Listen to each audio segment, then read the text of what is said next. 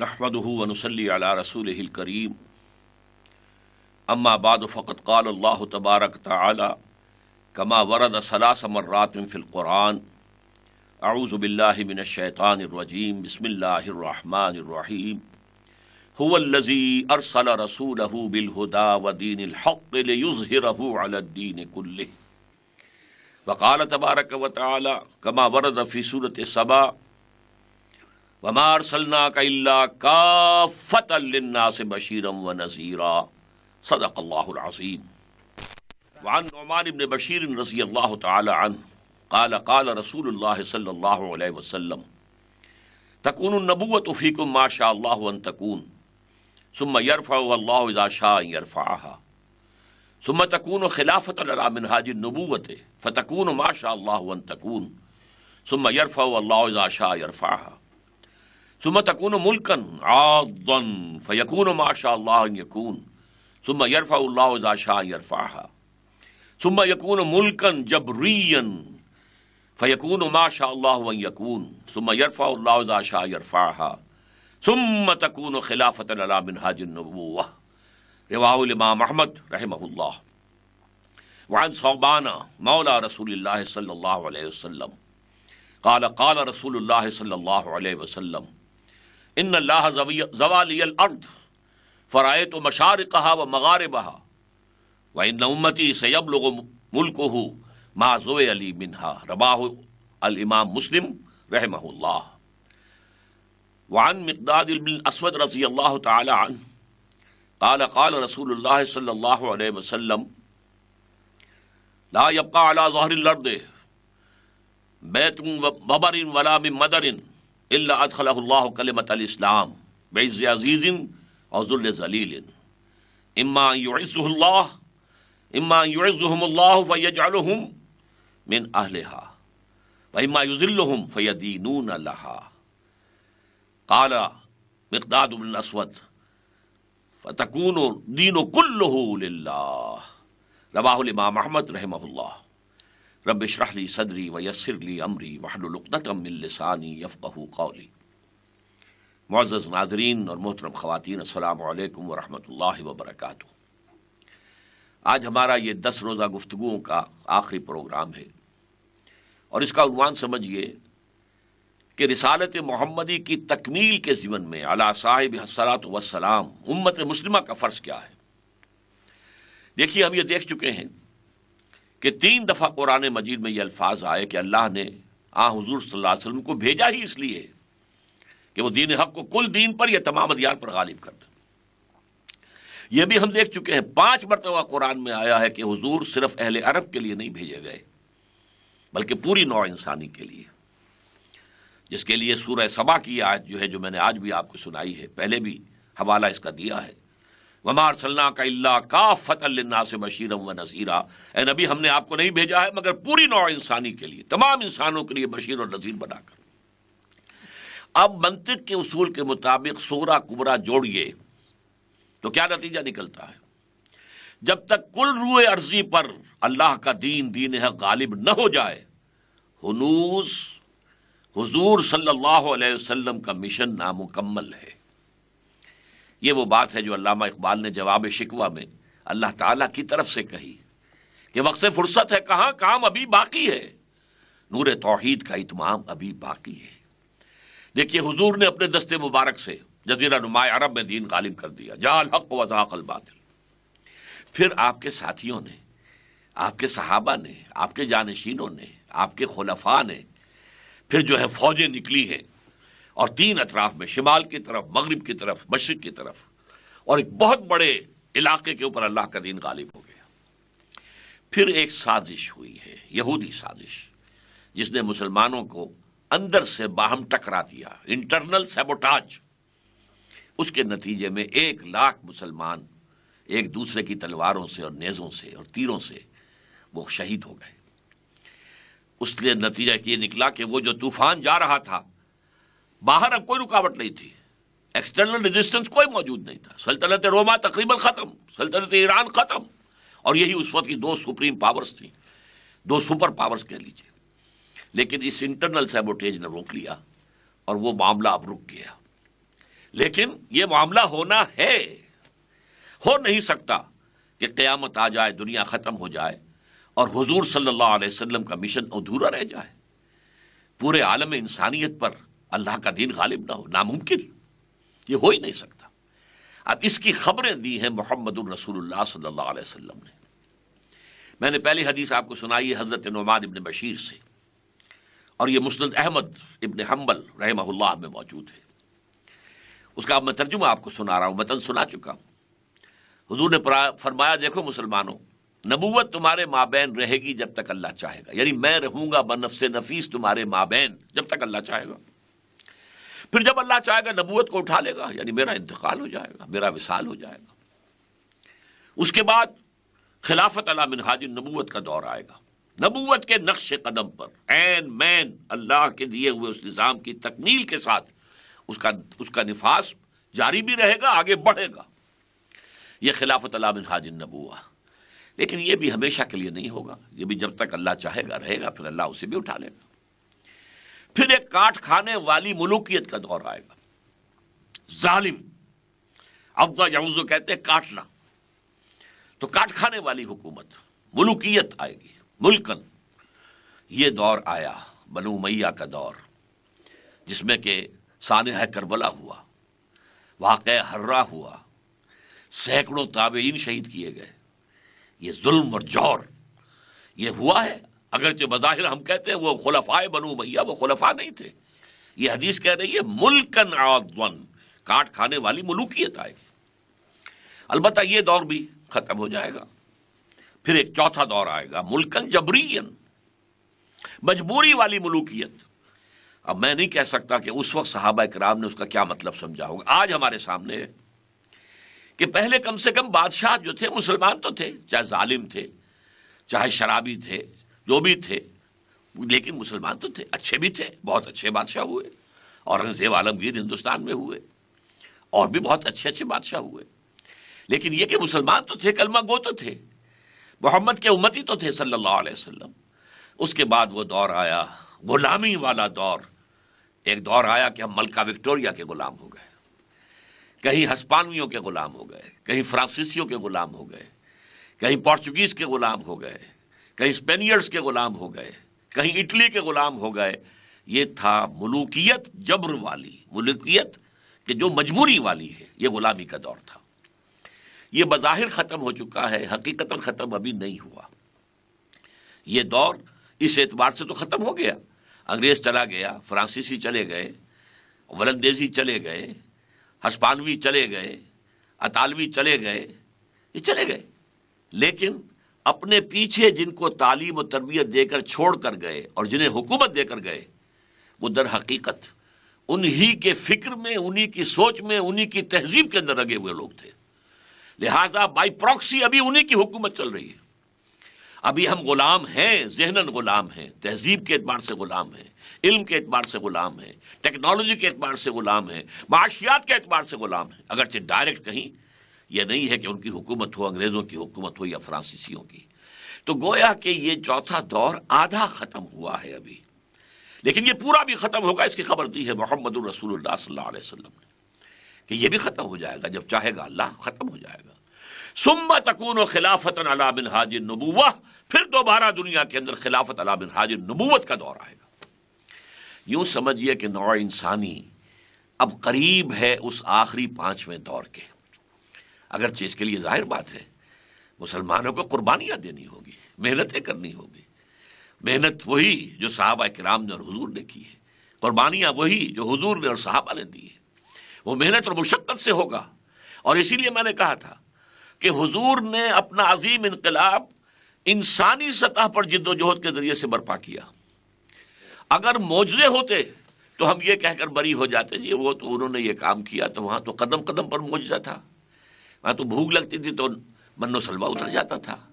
دھوپ ستاتی تھی تو ابر کا جو ہے بادل ساتھ کے ساتھ چلتا تھا۔ ہم کیسے کر سکتے ہیں؟ ہم تو انسان ہیں، ہم تو زیادہ بھوک برداشت نہیں کر سکتے۔ یہ تو معجزوں کے ذریعے سے ہوا ہے۔ حضور نے کیا کیا؟ میں نے جیسا کہ بتا چکا ہوں تفصیل سے، معجزہ شق القمر ہے، اس میں کوئی حق ہے، اس میں کوئی شک نہیں، لیکن سب سے بڑا معجزہ قرآن ہے، اور وہ دے کر گئے آپ۔ حضرت موسیٰ کا معجزہ اسی وقت تک معجزہ تھا وہ لاٹھی جو تھی حضرت موسیٰ کی، جب حضرت موسیٰ کے ہاتھ میں تھی،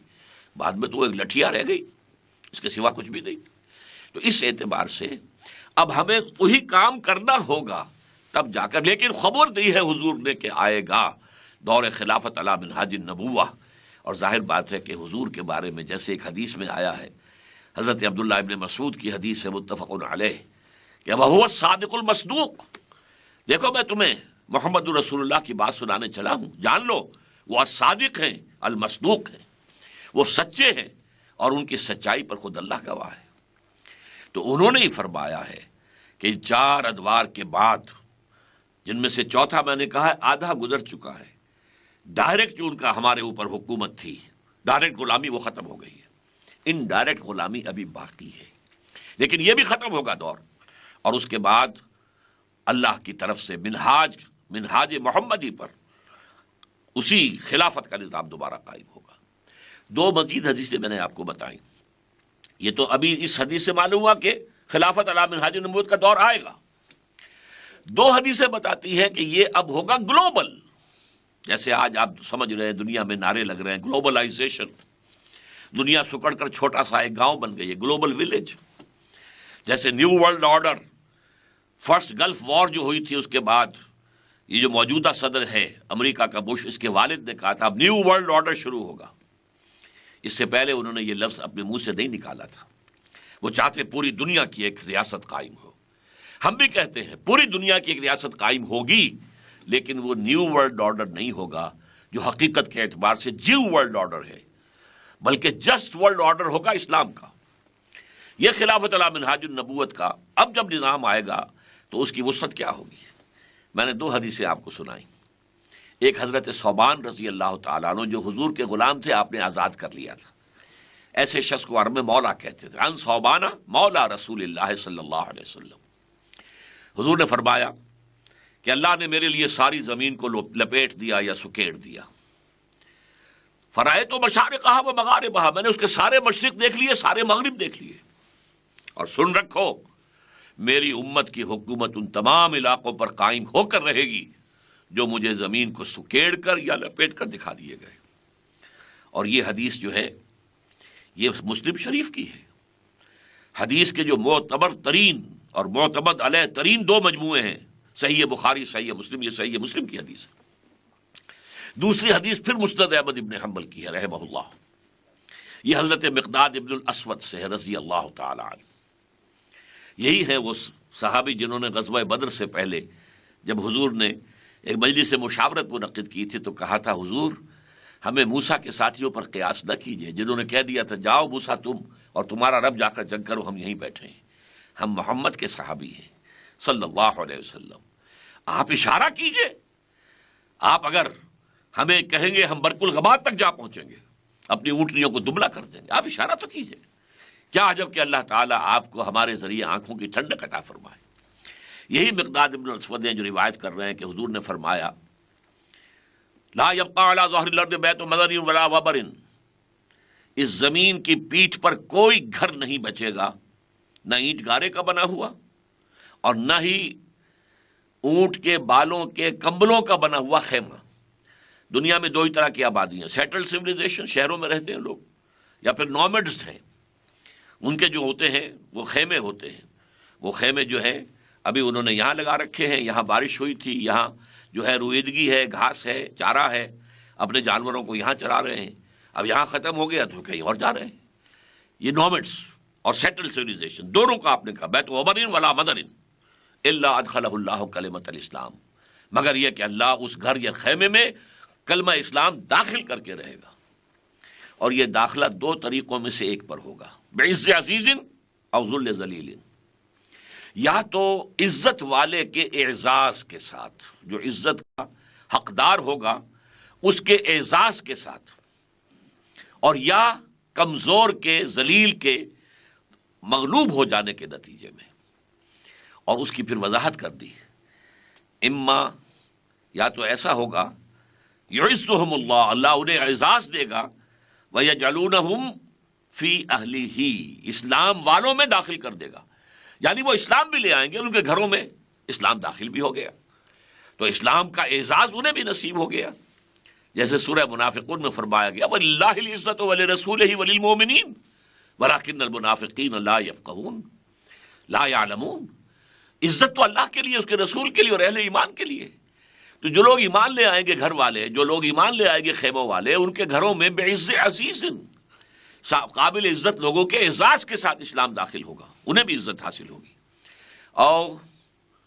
اللہ تعالیٰ جو ہے یذلہم اللہ، اللہ انہیں ذلیل کر دے گا، وہ مغلوب ہو جائیں گے۔ فیدینون لہ، تو وہ اسلام کے دین کو قبول کرنے پر مجبور ہو جائیں گے۔ یہ وہی لفظ دین ہے جو میں نے اس سے پہلے بھی کہا ہے کہ چاہے وہ اسلام قبول نہ کریں لیکن نظام کے اندر اگر آ گئے ہیں، نظام کو تسلیم کر لیا، تو گویا کہ دین جو ہے وہ تو ان کو سامنے، اس کا دین جو ہے ان کے گھر میں بھی داخل ہو گیا، لیکن وہ بدبخت جو ہیں وہ اللہ کی طرف سے اعزاز سے محروم رہ جائیں گے۔ اس پر حضرت مقداد نے کہا اپنے دل میں، بعد میں اس روایت میں بھی الفاظ آئے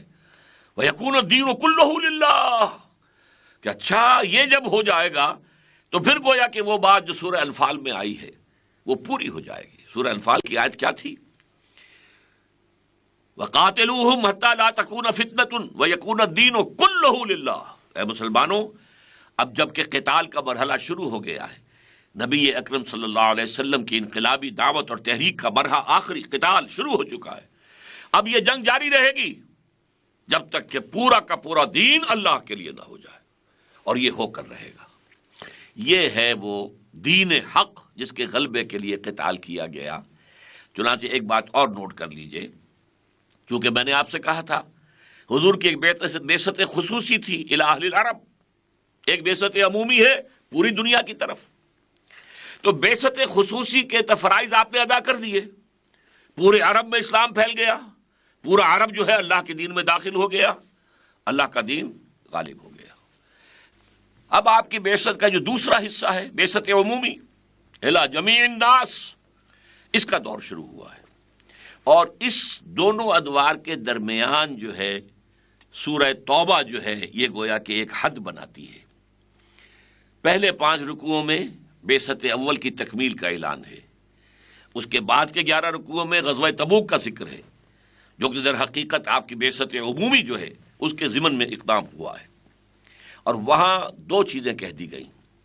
جن کو بہت سے لوگ نہیں سمجھتے۔ مشرکین عرب کے لیے حکم دے دیا گیا یا ایمان لاؤ اور یا قتل کر دیے جاؤ گے، اس لیے کہ حضور تم میں سے تھے، حضور نے تم پر اتمام حجت یا قطع عذر آخری درجے میں کر دی۔ اب اگر ایمان نہیں لاتے تو تمہیں اسی طرح ہلاک کر دیا جائے گا جیسے قوم نوح کو کیا گیا، قوم ہود کو کیا گیا، قوم صالح کو کیا گیا، سدوم اور عمورہ کی بستیوں کو کیا گیا، قوم شعیب کو کیا گیا، آل فرعون کو کیا گیا۔ اب یہ ہے کہ مسلمانوں کی تلواروں کے ذریعے سے تمہارا قلع قبع کر دیا جائے گا۔ یہ 6 آیتیں ہیں سورہ توبہ کی ابتدائی، اور لیکن اس کے بعد ساتھ یہ اعلان کر دیا، ہاں مشرکین ان کے ساتھ تو یہ معاملہ ہے، لیکن جو اہل کتاب ہیں، جو یہودی ہیں، نصرانی ہیں، ان کے ساتھ یہ معاملہ نہیں ہے۔ ان کے بارے میں فرمایا گیا حتیٰ یؤتوا الجزیۃ عن ید وہم صاغرون، اگر وہ چھوٹے بن کر رہیں، اسلامی نظام، اسلامی ریاست کی بالادستی کو قبول کریں، دین حق کی بالادستی کو تسلیم کریں اور جزیہ بھی دیں، چھوٹے بن کر رہیں، تو وہ رہ سکتے ہیں، وہ یہودی رہیں، وہ عیسائی رہیں۔ اور یہی حکم پھر بعد میں چلا ہے پوری دنیا میں۔ ایران فتح ہو گیا، کسی کو جبراً مسلمان نہیں بنایا گیا، جو مسلمان ہو گئے ہو گئے، نہیں ہوئے تو ظاہر بات ہے کہ وہ جزیہ دیں گے اور ریاست اسلام کی دین حق کی بالادستی کو تسلیم کریں گے، رہیں، مجوسی رہیں۔ اسی طریقے سے ہندوستان فتح کیا گیا، کسی ہندو کو جبراً مسلمان نہیں بنایا گیا، تم رہ سکتے ہو ہندو، لیکن تمہیں اسلام کی بالادستی قبول کرنی پڑے گی، دین حق کا غلبہ ہوگا۔ اس کے بعد سے جو ہے وہ دور شروع ہوا جس کا میں اشارہ کر چکا ہوں کہ پھر صحابہ کرام کی فوجیں نکلی، اور ایک حد تک تو ان کی کامیابی جو ہے وہ تاریخ کے اندر بڑی مثالی کامیابی ہے، لیکن اس کے بعد اس کا پروسیس جو ہے وہ رکا اور پھر ریورس ہوا۔ خود عالم اسلام کے اندر بھی وہ اسلام کے پورے دین کی عمارت جو ہے وہ رفتہ رفتہ گرنی شروع ہوئی۔ خلافت راشدہ کے اختتام کے فوراً بعد یوں سمجھیے 6 منزلہ عمارت کی سب سے اونچی منزل، اور وہ تھی کہ مسلمانوں میں خلیفہ وہ ہونا چاہیے جو مسلمانوں کی مشاورت سے منتخب کیا جائے، اس میں تقویٰ دیکھا جائے، تدین دیکھا جائے، علم دیکھا جائے، فضل دیکھا جائے، اس کی بنا پر انتخاب ہونا چاہیے، اس کی بجائے جس کی لاٹھی اس کا بھینس۔ چنانچہ بنو امیہ آ گئے، خاندانی ریاست قائم کر لی، بنو عباس آ گئے، خاندانی حکومت قائم کر لی، اس کے بعد ترکوں میں خلافت آئی، وہ بھی خاندانی موروثی بادشاہت۔ تو اصل میں اسلام کی عمارت گرنی تو شروع ہو گئی تھی، لیکن ابھی بہت حد تک اسلامی قانون نافذ رہا تھا، اور اسلامی قانون کے لیے وہاں قاضی بھی تھے، وہاں عدالتیں تھیں، شرعی عدالتیں، وہاں مفتی حضرات بھی تھے، وہ چلتا رہا یہاں تک کہ کولونیل پاورز آف یورپ آئیں، انہوں نے ساری عمارت ڈھا دی۔ اب ہمارا ملک چلے گا، ہمارا نظام چلے گا، ہماری حکومت ہوگی، ہمارا فوجداری قانون ہوگا، ہمارا دیوانی قانون ہوگا۔ یہ دور آ کر اب یہ دور دوبارہ اب اٹھ رہا ہے اس طرف کہ اب پھر دین حق کے غلبے کی جدوجہد ہو، اور اس کے لیے سمجھ لیجئے کہ یہ ہمارا فرض عین ہے بحیثیت امتی محمد صلی اللہ علیہ وسلم کہ آپ کے مشن کی تکمیل کے لیے تن من دھن لگائیں، وقف کریں۔ لیکن اس کے لیے سمجھنے کی بات یہ ہے، اس کے لیے میتھڈالوجی، اس کے لیے طریقہ کار سیرت النبی سے لینا ہوگا۔ لقد کان لکم فی رسول اللہ اسوۃ حسنہ، تمہارے لیے اللہ کے رسول کی زندگی میں اسوہ حسنہ بہترین مثال ہے۔ انہوں نے 20 برس کی عمر میں اندرون ملک انقلاب برپا کر دیا، اور اس کے بعد 3 سال کے اندر اور وہ جو ہے اگلا مرحلہ بھی شروع ہو گیا، جس کو آپ کہہ سکتے ہیں ایکسپورٹنگ دی ریولوشن یا ایکسٹینشن آف دی ریولوشن، دائیں بائیں شمال کی طرف۔ تو یہ جو جس طریقہ کار سے کیا تھا، چنانچہ امام مالک رحمۃ اللہ علیہ فرماتے ہیں لا یصلح آخر هذه الامہ الا بما صلح به اولها، اس امت کے آخری حصے کی اصلاح نہیں ہو سکے گی مگر اسی طریقہ کار پر عمل پیرا ہو کر جس پر پہلے حصے کی اصلاح ہوئی تھی۔ اب یہ پہلا اور آخری اس حدیث کی روح سے سمجھ لیجئے، حضور نے فرمایا میرا دور، پھر خلافت علی منہاج النبوہ۔ امت کی تاریخ کا پہلا دور کیا ہے؟ خلافت علی منہاج النبوہ، خلافت راشدہ۔ آخری دور پھر آئے گا ثم تکون خلافت علی منہاج النبوہ۔ تو اس آخری دور کا قیام وہ بھی ممکن ہوگا اسی طریقے سے جس سے پہلے دور کا قیام ہوا تھا۔ اس طریقہ کار کو اختیار کر کے اسی پر عمل پیرا رہ کر یہ کام ہو سکتا ہے کہ جیسے حضور کے دست مبارک سے کبھی عرب کے پیننسولا میں، عربین پیننسولا میں دین قائم ہوا، پھر پھیلا، ایسے ہی اللہ تعالیٰ کسی ملک کو سعادت دے دے کہ اس میں خلافت علی منہاج النبوہ کا نظام قائم ہو جائے، اور پھر وہ پھیلے گا، اور اب تو جنگل کی آگ کی طرح پھیلے گا، اور اب جنگ کی ضرورت بھی نہیں ہوگی، اس لیے کہ آج تو ذرائع ابلاغ موجود ہیں۔ اس ریاست سے پیغام جو ہے پوری دنیا تک جا سکے گا، ٹیلی ویژن کے ذریعے سے جا سکے گا، اور وہ باقی سارے ذرائع سے پھیلے گا، پوری دنیا کے لوگ آ کر دیکھ سکیں گے، اور ہم دعوت دے سکیں گے come and see with your own eyes, this is Islam. یہ اسلام ہے، یہاں دیکھو، یہاں کوئی جبر نہیں ہے، یہاں تو آزادیاں ہیں۔ یہاں ایک عام شخص بھی خلیفۃ المسلمین کے اوپر تنقید کر سکتا ہے، اس سے کرتے کا حساب لے سکتا ہے۔ آؤ دیکھو یہاں معاشی اعتبار سے توازن ہے، یہ نہیں ہے کہ ہیوز اور ہیو ناٹس کے درمیان معاشرہ تقسیم ہو گیا ہو۔ یہاں ہر فرد کی کفالت کی ذمہ داری نظام خلافت پر ہے۔ آؤ دیکھو، اپنی آنکھوں سے دیکھو۔ تو ظاہر بات ہے کہ نوع انسانی تقریباً 2-2.5 صدی سے اس تلاش میں ہے کہ کوئی جسٹ سوشل آرڈر اس کے وجود میں آ جائے۔ جو فرانس کا انقلاب تھا اسی کی تلاش میں ایک کوشش تھی، بولشوک ریولوشن اسی کی تلاش میں ایک کوشش ہے۔ نوع انسانی اب بھی متلاشی ہے، اور وہ چاہتی ہے کہ کوئی جسٹ سوشل آرڈر ہمیں ملے۔ اگر اس کی مثال وہ جسٹ سوشل آرڈر جو محمد رسول اللہ نے قائم کر کے دکھایا تھا، ہم کسی ایک سائزبل ملک میں اس کو قائم کر کے دکھا دیں تو دنیا ٹوٹ پڑے گی، اس کو قبول کرے گی، بھاگ کر لے گی، اور پھر وہ دین جیسا کہ حضور نے فرمایا کل روئے ارضی پر چھا جائے گا۔ لیکن اس کے لیے جیسا کہ میں نے عرض کیا، تن من دھن وقف کرنا ہوگا، اور میتھڈالوجی وہی اختیار کرنی ہوگی جو سیرت سے ماخوذ ہو، اور اس کے نتیجے میں پھر تکمیل ہو جائے گی، جس کی علامہ اقبال نے خبر دی ہے۔ انہوں نے کہا ہے کہ وہ وقت آئے گا، شب گریزاں ہوگی آخر جلوہ خورشید سے، یہ چمن معمور ہوگا نغمہ توحید سے۔ یہ پورا عالم انسانیت نغمہ توحید، لا الہ الا اللہ، ان الحکم الا للہ، لا حاکم الا اللہ، اللہ کے سوا کوئی شارع نہیں ہے، اللہ اور اس کے رسول کی شریعت ہوگی جو نافذ ہوگی۔ اللہ تعالیٰ، اور یہ بات آخری کہہ رہا ہوں، اسی کا خواب دیکھا تھا علامہ اقبال نے 1930 میں ان کے خطبے میں ہے۔ اسی کا خواب دیکھا تھا قائد اعظم نے، اسی کا راگ الاپا تھا قائد اعظم نے 1937 سے 1947 تک کی تقریروں میں، کہ ہم ایک چاہتے ہیں کہ اسلام کی ایک تجربے گاہ ہو اور عہد حاضر میں اسلام کے اصول حریت و اخوت و مساوات کا ایک نمونہ دکھا دیں، تو وہ روشنی کا مینار بن جائے گا، پوری دنیا اسلام کی طرف آ جائے گی۔ افسوس کہ ہم اس میں بری طرح فیل ہو گئے ہیں۔